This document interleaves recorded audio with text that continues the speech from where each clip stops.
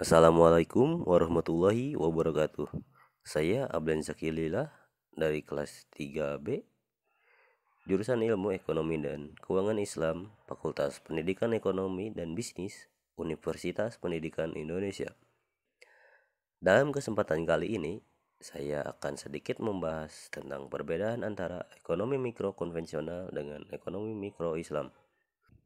Lebih umumnya atau lebih jelasnya dari penamaan saja sudah terlihat perbedaan, yakni konvensional dan Islam, di mana dalam ekonomi mikro Islam terdapat dasar mengacu kepada syariat-syariat Islam dalam melakukan kegiatan ekonominya, baik itu penghalalan kegiatan yang dilakukan ataupun adanya hal-hal yang diharamkan atau tidak boleh dilakukan, seperti dilarangnya melakukan riba atau memakan riba.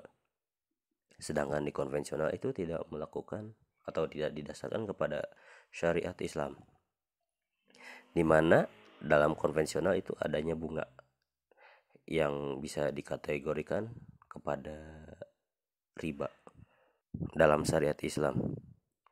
Perbedaan yang lain yaitu ekonomi mikro Islam lebih ditujukan kepada kebutuhan dibandingkan dengan ekonomi konvensional yang mungkin lebih ke keinginan, di mana dalam pemenuhan kebutuhan ini dilakukan karena ada tuntutan untuk menjaga jiwa, di mana menjaga jiwa itu termasuk kepada maqasid syariah dalam syariat Islam. Selain itu, adanya perbedaan dalam tujuan. Ekonomi mikro Islam bertujuan bukan hanya kepada duniawi saja atau materi saja, di mana adanya tujuan untuk mencapai akhirat dan surga ataupun keridhaan Allah untuk mencapai surga setelah hari kiamat nanti.